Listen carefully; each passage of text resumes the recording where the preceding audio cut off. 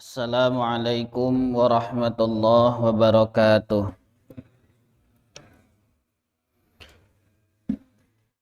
Alhamdulillah, alhamdulillahi rabbil alamin. Wassalatu wassalamu ala sayyidil anbiya'i wal mursalin Muhammadin wa ala alihi wa sahbihi ajmain. Amma ba'du. Ibu bapak hadirin wal hadirat, as'adakumullah. Sebelum kita melanjutkan taklim pada pagi ini, mari kita sama-sama sedikit merenungkan apa yang telah kita lakukan selama ini. Senantiasa Allah jadikan amal-amal terdahulu kita sebagai bukti kecintaan kita kepada Allah dan Rasul-Nya. Yang terpenting ibu bapak, di dalam setiap kali kita menuntut ilmu adalah merasakan bahwa diri ini merupakan diri yang tidak kuat apapun, seraya kita harus berdoa kepada Allah, ya Allah, jauhkanlah kami dari sifat-sifat riya, sifat dengki kepada siapapun, sehingga apa yang kita pelajari, apa yang kita dalami menjadi pedoman di dalam setiap hidup kita sehari-hari, sehingga Allah itu selalu ridho terhadap apa yang kita lakukan. Hari ini kita masuk kepada bab yang ke-75, yaitu babul afwi wal i'radi anil jahilin. Bab meminta maaf atau memaafkan dan berpaling dari orang-orang bodoh. Salah satu sifat Rasulullah Shallallahu Alaihi Wasallam yang melekat pada dirinya, yang tentu ini termaktub di dalam Al-Quran sebagai manusia wal afina anin nas. Beliau itu selalu memaafkan manusia.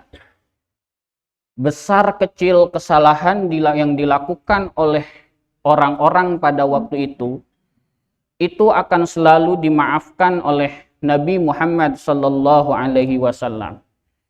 Rasulullah memaafkan bukan hanya kepada sahabat yang tentunya mereka mengimani beliau dan Allah. Beliau memaafkan itu kepada semua manusia pada waktu itu. Apapun status sosialnya, apapun agamanya, itu Rasulullah posisinya itu ketika ada mereka yang salah kepada Rasulullah, itu akan dimaafkan oleh siapa? Oleh Rasulullah Muhammad Sallallahu Alaihi Wasallam. Bahkan di sebuah cerita atau sebuah riwayat dikatakan, itu Rasulullah dulu ibu bapak pernah disantet, ya, pernah di apa Pak? Pernah disantet sehingga Rasulullah ini menderita sakit. Ya, waktu itu dalam sejarah yang menyantet Rasulullah adalah Labid bin A'sam. Itu ketika hebatnya Rasulullah sembuh dari santetan tersebut, bukan memiliki rasa dendam atau menghampiri orangnya kemudian mencaci maki, malah Rasulullah ini membuat hati orang yang menyantet ini jatuh cinta kepada Rasulullah sehingga masuk Islam. Ini sering kita dengarkan riwayat-riwayat yang seperti ini dari beberapa kajian-kajian terdahulu. Namun dalam kitab Riyadhus Shalihin ini ada beberapa cerita juga ibu bapak. Yang pertama adalah cerita yang diriwayatkan oleh Sayyidah Aisyah radhiyallahu anha. Ketika itu Sayyidah Aisyah bertanya kepada Rasulullah ibu bapak. Apa yang ditanyakan oleh beliau, hal ata alaika yaumun kana asyaddu min yaumin Uhud. Sayyidah Aisyah itu bertanya kepada Rasulullah, wahai Rasulullah, apakah ada hari yang luar biasa, ya, yang luar biasa seperti hari Uhud, perang Uhud ibu bapak, ya. Perang Uhud ini adalah satu perang yang pernah diikuti oleh Rasulullah Muhammad Sallallahu Alaihi Wasallam, terjadi pada tahun keempat Hijriyah. ya, setelah Rasulullah melakukan hijrah dari kota Mekah ke kota Madinah, 4 tahun setelah itu terjadi peperangan yang dinamakan dengan perang Uhud. Ya, nanti di dalam perang Uhud ini umat Muslim atau Rasulullah dengan para sahabat mengalami kekalahan. Maka Sayyidah Aisyah itu bertanya kepada siapa? Kepada Rasulullah. Apakah ada satu peristiwa yang lebih menyakitkan daripada perang Uhud? Kemudian Rasulullah Shallallahu Alaihi Wasallam menjawab, ya. Ketika itu Rasulullah Shallallahu Alaihi Wasallam ingin ibu bapak mendeklarasikan atau mengungkapkan kepada orang-orang Taif pada waktu itu tentang kenabian Rasul. Ya, pada waktu itu di dalam sejarah dikatakan Rasulullah itu menghampiri Abdul Yalil, kemudian siapa? Habib dan Mas'ud. Nah, ini termasuk di dalam kitab Dalilul Falihin ini dikatakan sebagai apa? Sebagai wahum sadatuhum wahum ikhwah. Jadi masih ada kekerabatan dengan Rasulullah Muhammad SAW. Nah, ketika itu Rasulullah ingin menyampaikan bahwa kenabian Nabi kepada mereka itu ditolak mentah-mentah, ibu bapak. Padahal ketika itu ibu bapak, itu ada peristiwa yang membuat Rasulullah itu sedih, ya. Ketika itu Abu Thalib sebagai pamannya Rasul dan Khadijah sebagai istrinya itu meninggal. Nah, ini bisa kita bayangkan lah Pak, bagaimana sedihnya, ya. Ketika beliau ingin mencari perlindungan, ya, pergi ke kota Taif, malah ditolak mentah-mentah oleh orang Taif. Itu dalam sejarah nanti dikatakan sampai itu orang Taif itu melempari Rasulullah itu dengan apa? Dengan kotoran unta. Ya, sehingga membuat Rasulullah itu tersakiti, ya, tercambik-cambik hatinya. Di dalam hadis ini dikatakan, ya, ketika mendapat penolakan itu Rasulullah pulang, ya. Ketika pulang itu, ya, fantolaktu wa ana mahmumun ala wajhi. Itu Rasulullah itu merasakan keraguan, ya, merasakan mahmum. Nah, ini adalah salah satu sifat basyariyah, ibu bapak, ya. Sifat manusia yang wajar lah Pak. Kalau kita ini ketika mendapatkan cobaan berupa penolakan, berupa apapun, kemudian kita itu merasa diri kita itu down, ya, merasa tersingkirkan, itu wajar, manusiawi, ya. Makanya Rasulullah itu karena keimanannya itu luar biasa, sehingga Rasulullah pada waktu itu yakin betul bahwa nanti itu akan ada yang namanya pertolongan Allah Subhanahu wa ta'ala. Maka singkat cerita, ketika Rasulullah fantolaktu itu pergi, ya, setelah ada penolakan dari siapa ini? Dari orang-orang Taif, ya, yang tadi disebutkan Abdul Yalil, kemudian siapa? Habib dan Mas'ud. Rasulullah pulang, Pak. Ya, tanpa disadari tiba-tiba datang kepada suatu tempat, yaitu yang dikatakan nanti di dalam kitab ini, tempat disebut dengan Miqat Ahlun Najd, ya. Najd itu Saudi Arabia, ya, yang mereka ketika mau melakukan ibadah atau tawaf itu nanti miqatnya itu di situ, ya. Tiba-tiba sampai di situ tidak terasa. Ternyata saking tidak terasanya yang membuat beliau itu tidak terasa, ibu bapak, adalah ada sahab, ya, ada awan yang menaungi beliau. Nah, ini hebatnya Pak. Jadi kalau kita ini hari ini Pak, pengennya dikabulkan setiap doa kita itu gampang. Kita melakukan amalan-amalan yang bagaimana caranya Allah itu cinta kepada kita. Makanya di dalam hadis qudsi, yaitu di dalam Sahih Bukhari itu ada, ya, kalau Allah sudah cinta sama hambanya, itu manggil siapa? Malaikat. Ya, manggil malaikat dan berkata, wahai Jibril, saya ini suka terhadap siapa ini? Terhadap si Fulan bin Fulan.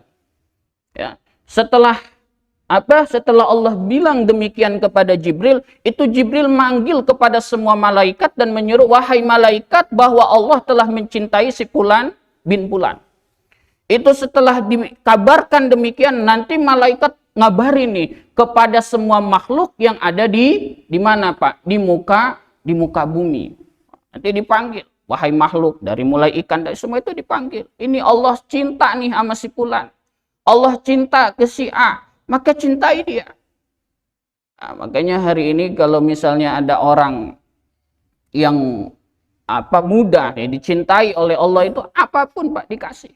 Nah Rasulullah demikian. Makanya ketika itu di dalam hadis ini itu tiba-tiba malaikat Jibril datang kepada Rasulullah dan berkata, wahai Muhammad, ya Rasulullah, bahwa kami ini tahu terhadap apa yang diperlakukan umatmu terhadapmu, penolakan. Ya, sehingga pada waktu itu datang yang disebut dengan malakul jabal, ya, atau malakul jibal itu datang kepada Rasulullah, wahai Rasulullah, apakah perlu dua gunung ini saya balikan? Nah, kalau kita dapat penawaran itu setelah tersakiti hati kita, pasti yang ada di dalam hati kita itu ingin menyakiti orang tersebut. Ya. Tetapi hebatnya Rasulullah dan menjawab kepada malaikat gunung tersebut, bal arju ayyukhrijallah min aslabihim may ya'budullaha wahdahu wa la yusyrak bihi syai'an. Ini jawabannya Rasulullah, Bapak Ibu. Jawabannya Rasulullah kepada malaikat gunung tadi, wahai malaikat, saya itu berharap agar Allah nanti melahirkan dari dari benih-benih mereka orang-orang yang menyembah Allah dan tidak mensyukuri Allah. Ini hebatnya, Pak. Memaafkan.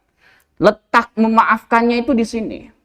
Disakiti sesakit apapun Rasulullah tadi dalam keadaan sedih setelah ditinggal oleh siapa? Oleh istrinya tercinta. Sedih setelah ditinggalkan oleh pamannya yang sangat mencintai Rasulullah, kemudian pergi ke Taif, ya, ingin mendapatkan naungan dan pembelaan dari orang-orang Taif. Di dalam kitab ini dikatakan orang Taif merupakan saudaranya sendiri, itu ditolak. Bagaimana itu Pak rasanya? Kira-kira kita seperti apa? Kita tinggalin istri, tinggalin paman yang benar-benar cinta betul sama kita. Ya, itu kita biasanya nyari orang-orang nih yang bisa menerima kita. Ya. Bukannya ketika kita datang kepada orang tersebut diterima, malah ditolak, Pak. Balik kita ngegerutu. Dasar lu orang. Ya. Nggak tahu diri. Apalagi misalnya orang tua kita punya apa nih? Punya kontribusi itu terhadap siapa? Orang yang tadi kita minta pertolongan. Wow. Apapun kalimat disebutin. Dari makhluk sejelek apapun sampai makhluk mulia sama dia disebutin. Dari anjing lah, setan lah, inilah. Itu sifat kita hari ini. Tapi luar biasanya Rasulullah ketika beliau mendapatkan penolakan dari sadatuhum, ya, dari keluarganya yang ada di Taif, beliau hanya berdoa kepada Allah, ya Allah, ya Allah, ya, keluarkan atau berikan kepada mereka keturunan-keturunan yang kelak menyembah kepadamu. Makanya kita pun harus demikian, Pak. Mencontoh bagaimana sifat memaafkannya Rasulullah Shallallahu Alaihi Wasallam. Tadi dua contoh. Ya, yang pertama Rasulullah itu dulu pernah diteluh, disantet, Pak. Ya, nah, ini bedanya. Kalau orang sekarang ada yang disantet, yang nggak bakal tahu tuh siapa yang nyantetnya. Kalau dulu Rasulullah disantet itu tahu siapa orangnya, siapa namanya, Labid bin A'sam. Ya beda, Pak. Rasulullah tuh kalau ada sesuatu peristiwa pasti dibisikin sama siapa? Sama malaikat. Tadi itu si A yang nyantet. Nah, tahu orang. Setelah tahu itu nggak marah-marah. Kalau kita tahu nih orang yang nyakitin kita, jangankan disantet. Ya yang nampak aja nih yang nyakitin kita, baik secara verbal maupun non verbal. Wah, udah. Ya, udah. Dendamnya itu sampai ke ubun-ubun. Bahkan ada orang saking dendamnya tuh sama orang sampai mau lagi sakaratul maut pun, Pak, lagi mau mati itu orang kagak mau maafin. Ini terjadi di antara kita hari ini. Apalagi ada orang sekarang itu yang mencoba menggiring opini tentang apa? Tentang kesesatan minta maaf setelah Idul Fitri. Apa-apaan tuh? Datang ke rumah orang minta maaf. Ya, ada tuh orang-orang yang seperti itu. yang mencoba menggiring opini. Akhirnya orang-orang mohon maaf, Pak.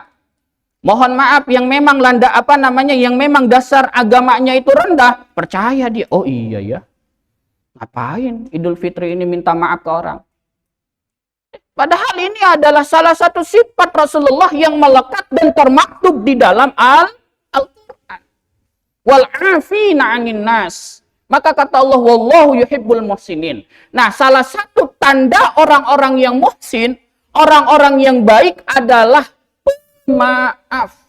Nggak ada ketetapan waktu, Pak. Mau kapanpun kita minta maaf, itu boleh-boleh saja. Makanya tradisi mudik di kita itu kan luar biasa.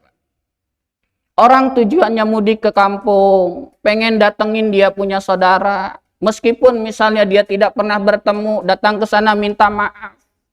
Apalagi yang masih punya orang tua, datang ke orang tuanya. Kan birrul walidaini itu jelas, Pak. Kita ini hari ini tuh, Pak, kalau mau beribadah itu nggak mesti sebenarnya butuh dalil yang jelas, Pak. Selagi itu misalnya ada sandarannya, meminta maaf, memang misalnya secara eksplisit Rasulullah itu tidak pernah berkata tentang meminta maaf di dalam Idul Fitri, tapi kan ada ayatnya, Pak. Khudil afwa, ya, maafkanlah. Ya namanya pilamar. Itu ada ketetapannya. Dia tidak tidak terikat dengan waktu. Kapanpun, dimanapun kita memohon maaf kepada orang, itu nggak apa-apa. Mau puasa, kita minta maaf. Ya, kalau syukur-syukur setiap hari kita minta maaf. Maafin, minta ikhlas, minta ridho, dan lain sebagainya. Kenapa demikian? Karena ini adalah sifatnya baginda Rasulullah. Yang termaktub di dalam Al-Quran. Wa ma yantiqu anil hawa in huwa wahyu yuha. Rasulullah itu tidak pernah berkata, Pak, berdasarkan emosinya, berdasarkan nafsunya, melainkan beliau itu perkataannya in huwa wahyu yuha, melainkan wahyu yang diwahyukan oleh Allah kepada Nabi Muhammad itu, Bapak. Ya, makanya demikian. Jadi nggak usah dimasalahkan lah. Ini mumpung kita itu momen di bulan Syawal, ya.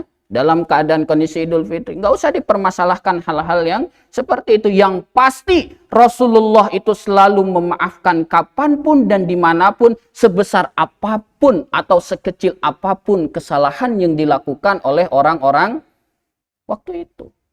Ya, tahu sendirilah gimana sakitnya disantet. Jadi santet itu bukan hanya ada sekarang-sekarang aja, Pak. Rasulullah itu pernah dulu disantet. Ya. Saking bencinya orang-orang dulu, kaum kafir Quraisy kepada Rasulullah itu demikian, Pak. Makanya Rasulullah itu pernah terjadi itu. Dulu itu ketika Rasulullah itu sudah orang-orang seperti Abu Jahal, Abu Lahab itu sudah kewalahan menghadapi Rasulullah, itu dikejar, Pak Rasul. Ya.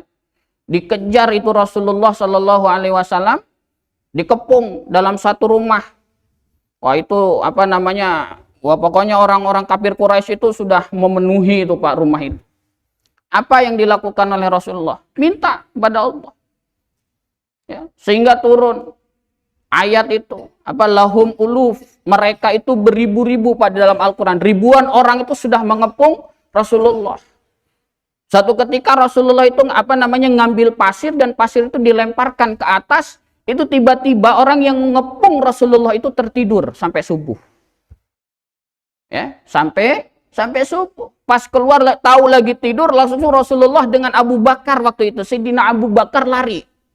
Ya, lari sehingga selamat dari kepungan orang-orang kafir Quraisy, karena pada waktu itu mereka itu sudah menghalalkan segala cara.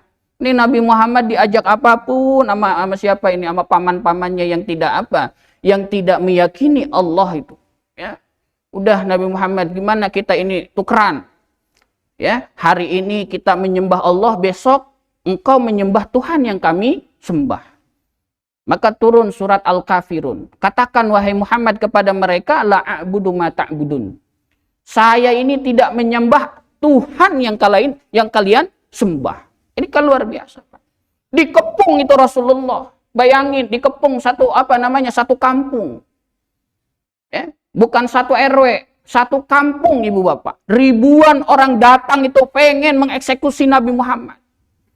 Tapi apa yang dilakukan Nabi Muhammad setelah itu? Tetap memohon kepada Allah agar orang-orang yang mengepung, agar orang-orang yang menyakiti Nabi Muhammad itu diapakan? Dimaafkan. Sehingga nanti lahir, kata Rasulullah, orang-orang yang menyembah siapa? Yang menyembah Allah subhanahu wa ta'ala. Ini masalah iman, Pak.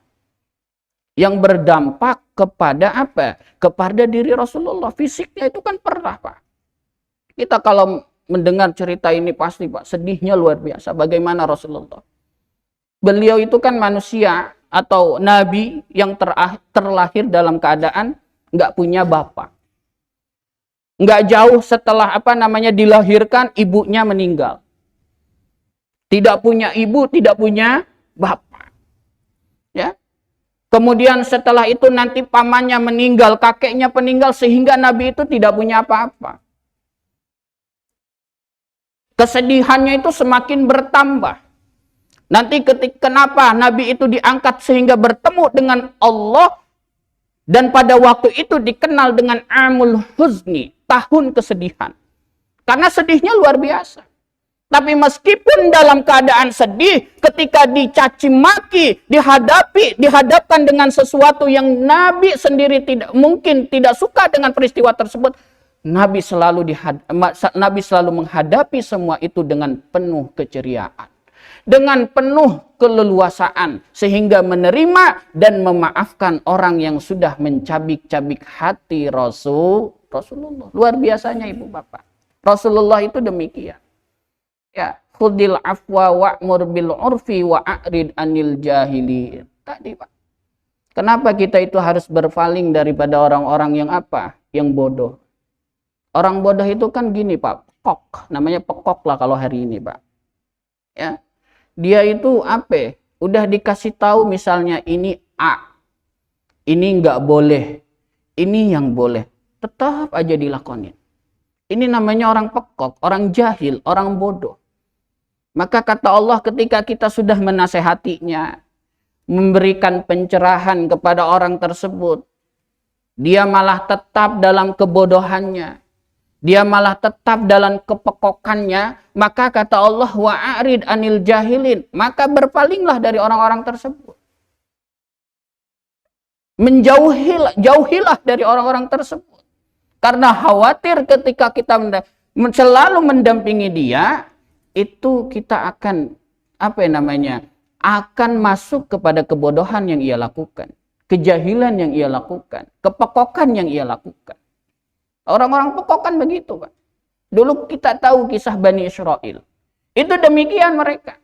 Mereka mencoba menggiring opini nih. Hari ini tuh banyak juga tuh orang-orang yang mencoba menggiring opini supaya orang itu percaya terhadap kejadian versinya. Sama dengan hadis ibu bapak. Hadis itu kita kalau mau belajar mustalahul hadis itu banyak, Pak. Ada hadis ahad, ada hadis mutawatir. Hadis mutawatir pun nanti terbagi-bagi. Mohon maaf, seperti raf'ul yadaini fid du'a. Mengangkat kedua tangan di dalam berdoa itu hadisnya, Pak. Kata ulama kurang lebih ada 100 hadis. Kenapa demikian? Karena ya kita itu hari ini sudah hidup, ya, yang mana masanya itu jauh dengan masa Rasulullah. Ini ada orang kadang kalau beribadah demikian, wah ini nggak ada hadisnya. Bukan nggak ada hadisnya, Pak. Tadi masalah angkat tangan pun itu ada 100 hadis, Pak, yang mengatakan demikian. Sama halnya dengan masalah sholat ba'diyah setelah asar. Itu bukan nggak ada hadisnya, Pak, ada. Cuma nanti ulama itu berbeda pendapat. Tentang apa? Tentang bagaimana perawi hadis tersebut. Ini ada 2 hadis tentang sholat ba'diyah asar itu, Pak. Yang satu diriwayatkan oleh Abu Bakar, yang satu diriwayatkan oleh Sayyidah Aisyah. Nanti ulama seperti madzhabul arba'ah itu berbeda pendapat. Bagaimana kalau ada hadis yang diriwayatkan oleh satu oleh perempuan dengan satu yang oleh laki-laki. Mereka ada yang mengedepankan maka hadis tersebut, ya hadis yang lebih kuat dari dua hadis tersebut adalah hadis yang diriwayatkan oleh laki-laki. Nah, kebetulan yang hadis yang diriwayatkan oleh laki-laki tadi Abu Bakar itu dikatakan la salata ba'dal asri. Tidak ada salat setelah salat asar. Sedangkan hadis yang satu yang diriwayatkan oleh Sayyidah Aisyah mengatakan bahwa Rasulullah pernah melakukan salat setelah salat asar. Nah, ini ikhtilaf. Belum lagi nanti secara bahasa, Pak, konteks bahasa. Kenapa ulama itu ketika kita berwudu ada yang berpandangan bahwa membasuh rambut itu ya harus semuanya, ada sebagiannya, karena konteks bahasa yang dipahami. Dan hal-hal yang seperti ini harus kita ketahui sehingga apa? Kita tidak mudah menyalahkan orang. Kalau orang sudah tidak mau mendalami itu, ya cukuplah kalau mendengar misalnya dari ustadz ini, jangan terlalu dibawa ini. Hari ini kan banyak orang-orang yang masalah beginian aja dia tidak mau memaafkan, Pak, ya. Karena beda masalah yang disebut dengan masalah furu'iyah, terjadi perdebatan yang luar biasa. Kita berselisih. Ya. Kita saling menaruh rasa dengki, rasa hasud dan lain sebagainya. Ini terjadi ini terjadi di mana-mana, Ibu Bapak. Pergolakan-pergolakan yang seperti ini tuh tidak akan pernah selesai kecuali di majelis-majelis seperti ini, Ibu Bapak. Ya, kita datangkan guru ngaji yang seperti ini luar biasa. Alih-alih terkadang kita ini mengatasnamakan Rasulullah, mengatasnamakan sunnah Rasulullah, tapi yang dengan hal-hal yang seperti ini kita ngabaikan, Pak. Kita selalu menaruh rasa dengki, hasud dan lain sebagainya. Padahal dulu ya, wal ya'fu wal yasfahu alla tuhibbuna ayyaghfirallahu lakum. Pak, dulu Abu Bakar tuh pernah diingetin ketika terjadi peristiwa apa itu hadisul ifki. Ya.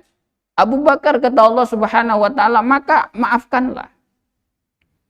Maafkanlah, alla tuhibbuna ayyaghfirallahu lakum. Apakah kita ini tidak mau diampuni dosa kita oleh Allah?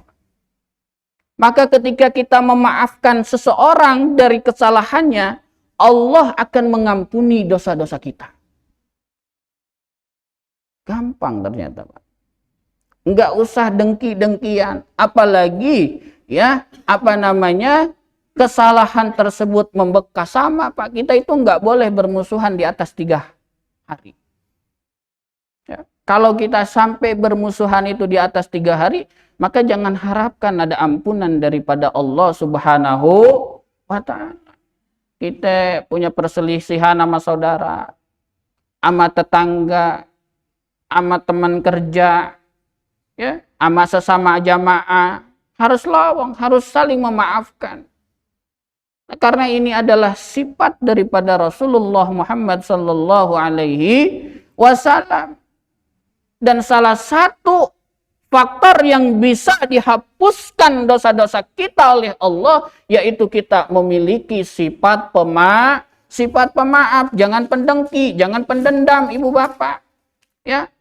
Rasulullah diceritakan pula, Pak, oleh Sayyidah Aisyah bahwa Rasulullah itu madharaba Rasulullah syai'an qattu biyadihi walam ra'atan wala khadiman. Rasulullah, Pak, tidak pernah menyakiti siapapun, Pak. Ya.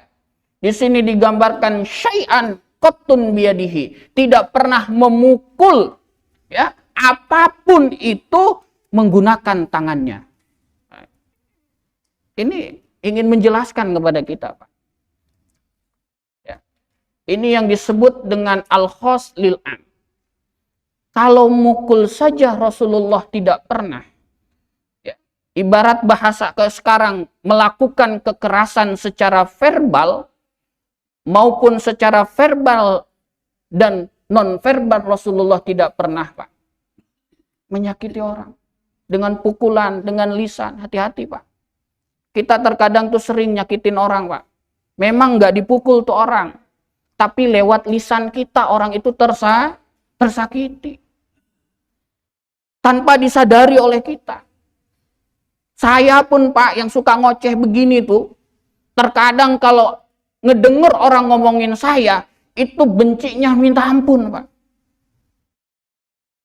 Tapi terkadang kita pun harus bisa mawas diri. Rasul dulu nggak pernah demikian. Baik memukul, menyakiti orang dengan cara memukul dan dengan menggunakan lisannya, itu Rasulullah selalu menghindari. Walam ro'atan, wala khadiman. Rasulullah punya istri, nggak pernah Rasulullah itu mukul. Artinya apa? Bahwa Rasulullah itu selalu mendatangkan kedamaian kepada siapa? Kepada orang-orang yang di sekitarnya. Bahkan ibu bapak, di dalam riwayat yang lain, itu kalau Rasulullah sedang berkumpul seperti ini, itu orang-orang yang ada di sekitarnya itu selalu merasa aman. Sehingga mereka itu menganggap Rasulullah sebagai bapaknya. Pak, anak kalau ada di dalam di samping bapaknya itu biasanya apa? Nyaman nggak kira-kira? Nyaman, Pak. Sama halnya ya, anak tuh anak ayam, kalau ada deket induknya dia merasa aman.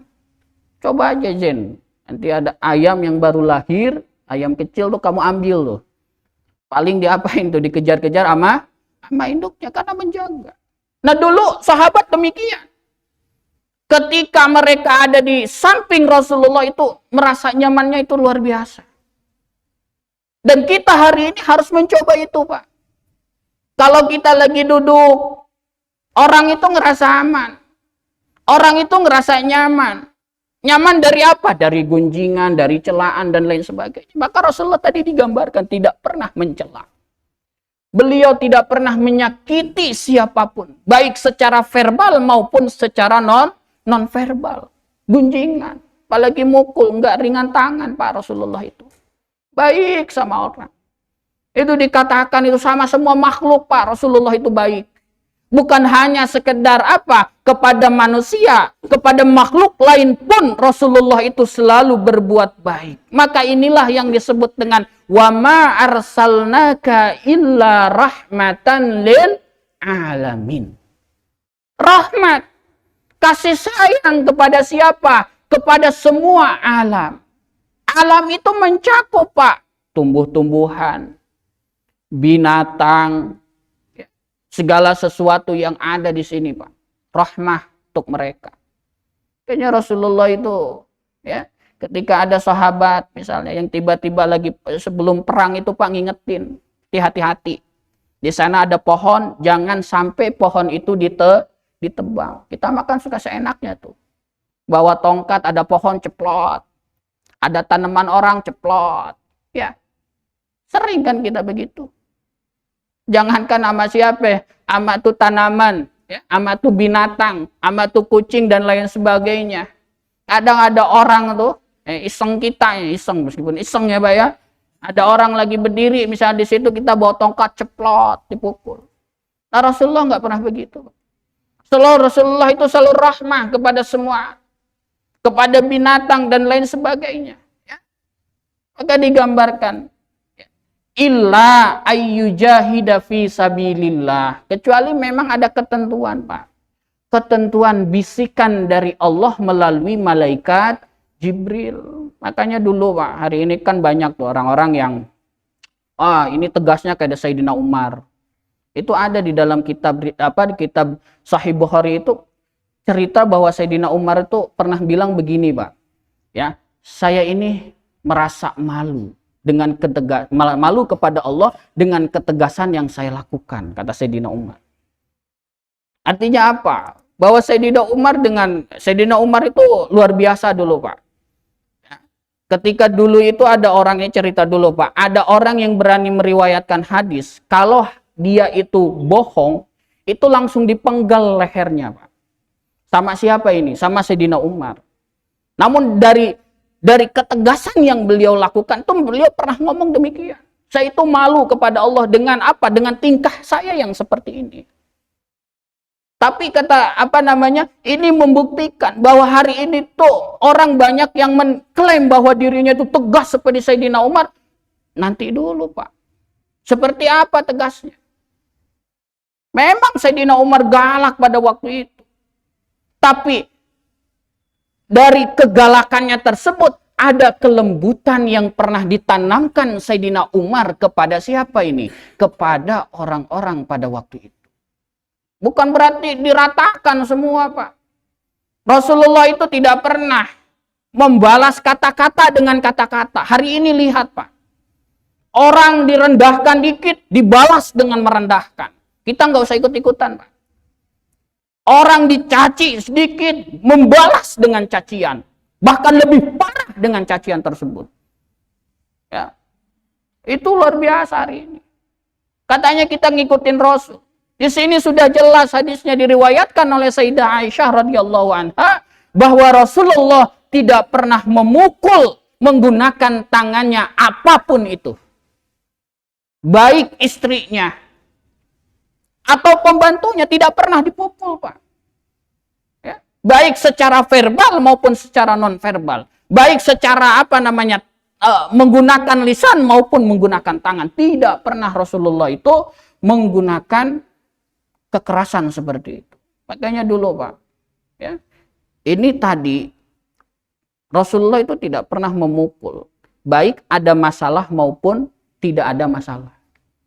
Diceritakan dulu, Pak, Rasulullah itu Shallallahu Alaihi Wasallam, ya, suatu ketika kata Anas bin Malik, kuntu amshi ma'a Rasulillah Shallallahu Alaihi Wasallam, wa alaihi burdun najraniyun ghalidul hasyiyah.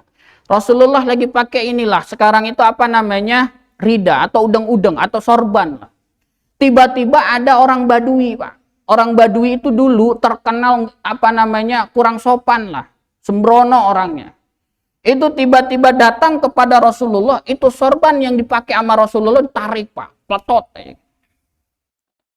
Lagi dipakai sorban di sininya ditarik sama orang Badui. Ya. Sehingga fanadhartu ila safhatin atikin Nabi sallallahu alaihi wasallam wa qad asarat biha hasyatul burdi.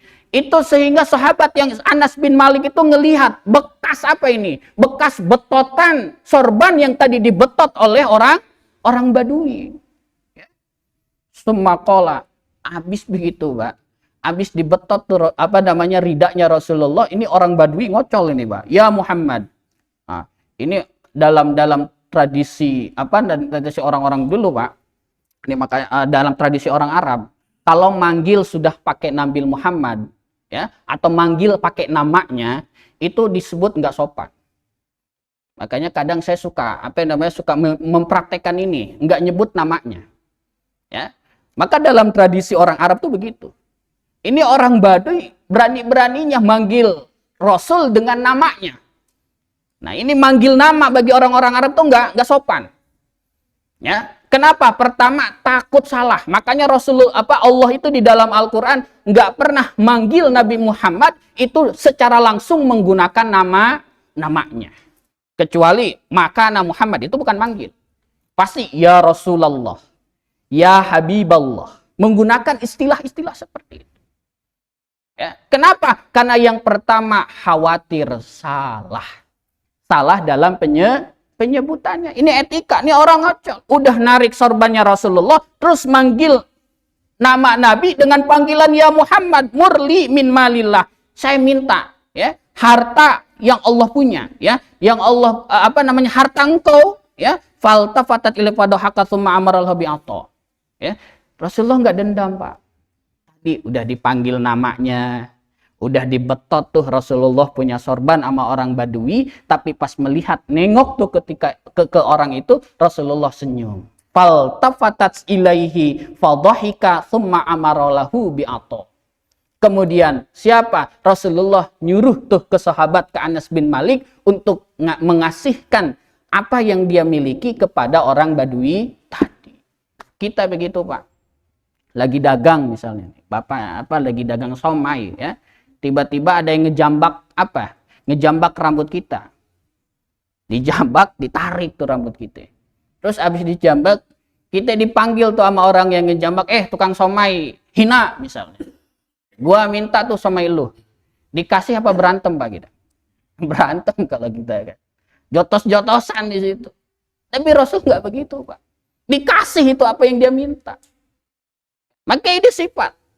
Ya. Saking pemaafnya Rasul, dihinakan seperti itu, masih ngasih maaf. Ini Rasul Pak, jangan dicontoh. Ya. Kalau kita misalnya digituin, itu orang besok datang ke kita, digituin lagi kita. Ya. Itu bedanya orang sekarang dengan orang dulu. Orang sekarang, Rasulullah itu memberikan hikmah. Dengan hikmah tersebut, maka dengan hikmah tersebut, tidak sedikit orang-orang yang tadinya menentang Rasul, itu menjadi cinta kepada Rasulullah. Ini luar biasanya Rasulullah Shallallahu Alaihi Wasallam. Makanya kata Rasulullah itu nabi-nabi terdahulu pun demikian ibu bapak. Ya, yuhki nabiyan minal anbiya, itu kalau dorobahu qaumahu fa'admauhu. Ya, kalau dulu itu dipukul siapa nabi-nabi terdahulu, ya pasti dia itu berdoanya Allahumma gfir li qaumi fa innahum la ya'lamun. Ya Allah ampunilah dosa mereka, dosa hamba atau dosa kaumku fa innahum la ya'lamun. Maka ada satu hadis yang terakhir dari baginda Rasulullah sallallahu alaihi wasallam, laisal syadid bisru'ah, innamas syadid alladhi yamliku nafsahu indal ghadab.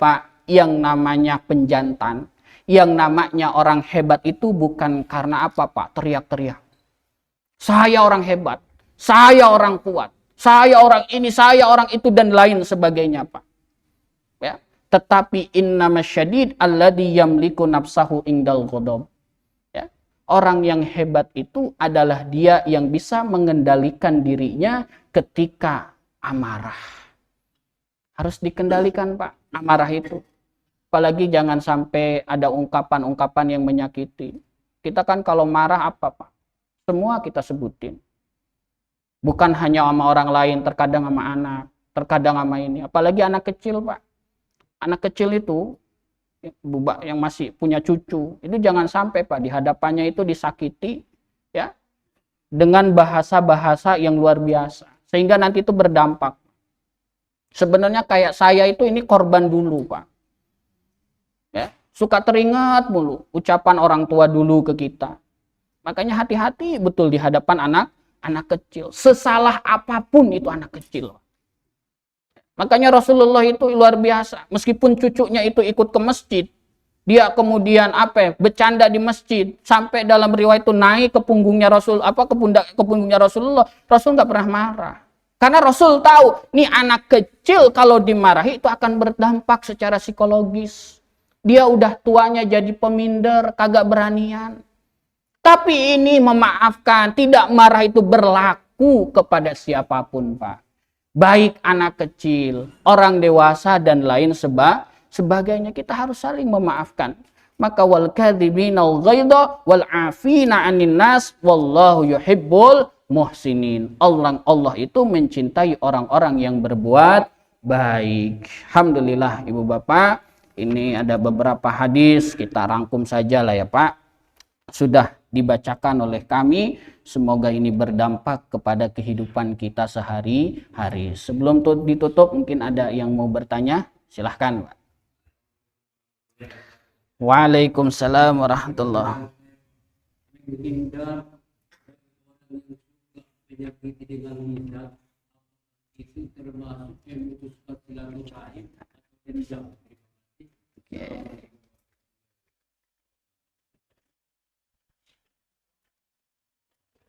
Ada lagi? Apa jawab? Saya izin jawab nih Pak. Semoga srek jawabannya. Iya Pak. Tanya menghindar dari orang yang suka mencaci maki lah ya Pak ya. Apakah itu termasuk dari memutuskan yang namanya silaturahmi atau dendam, ya? Kalau kita baca hadis yang sudah kita baca, ya, Rasulullah itu dicaci maki seperti apapun, ya, tidak pernah menaruh dendam kepada orang yang mencaci makinya. Jangankan secara verbal, Pak, ya. Rasulullah sudah disakiti, Bahkan dalam riwayat itu sampai darahnya itu menetes, kemudian Rasul usap, ya. Rasul tetap memaafkan. Ini Rasulullah, Pak. Ini Rasulullah. Kalau kita bagaimana hari ini? Ya sedikit-sedikit belajar sama dengan Rasulullah.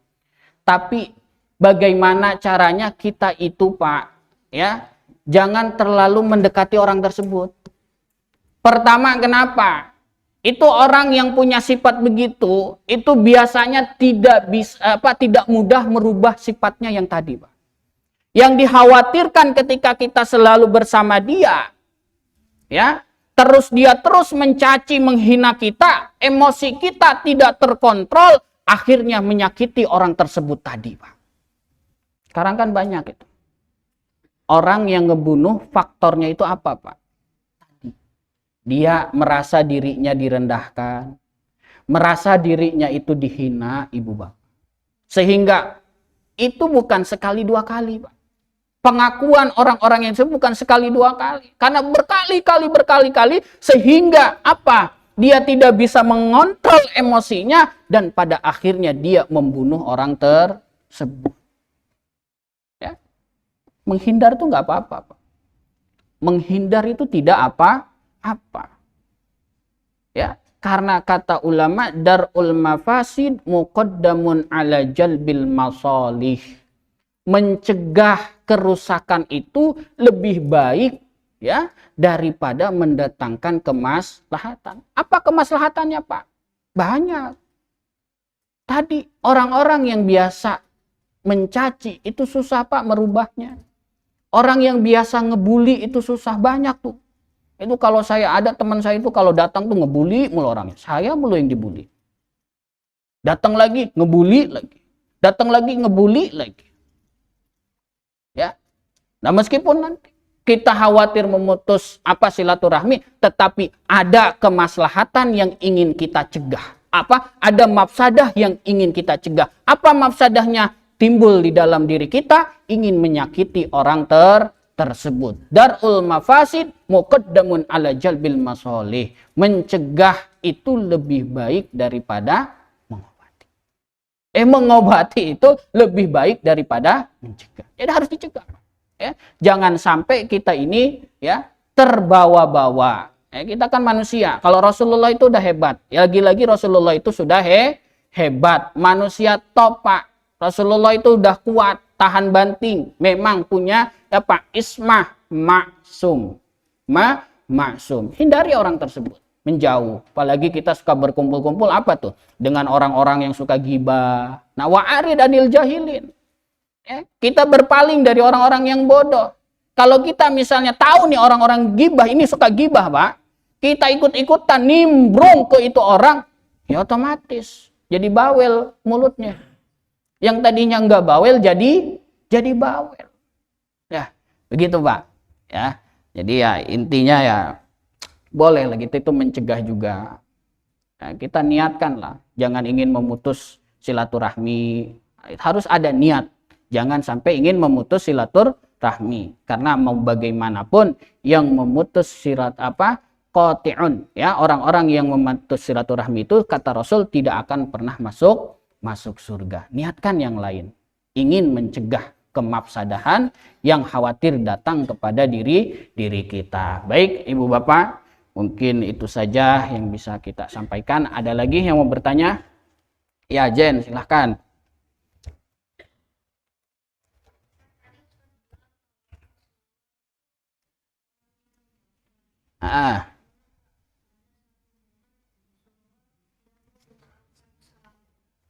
Ada enggak suatu momen yang Rasulullah itu tidak mau memaafkan? Ya, yang pasti Rasulullah itu manusia. Basyarun lakal basyar. Manusia tetapi tidak seperti manusia. Rasulullah manusia. Tetapi sifatnya itu tidak seperti kita, Zek. Kalau kita sepertinya sulit memaafkan orang. Tapi Rasulullah itu mudah sekali memaafkan orang, mau bagaimanapun, mau apapun bentuk kekerasan atau bentuk cacian yang dilontarkan kepada Rasulullah.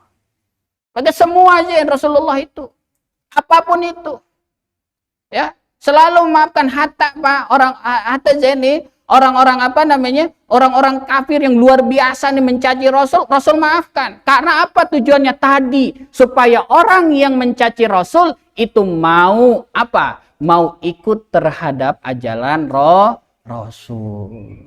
Ya, Zen. Nah, Zen, kalau Ustadz punya salah sama Zen, maafin Zen. Jangan dendam nih Ustadz nih. Besok saya bunuh nih, kata Zen. Jangan Zen ya.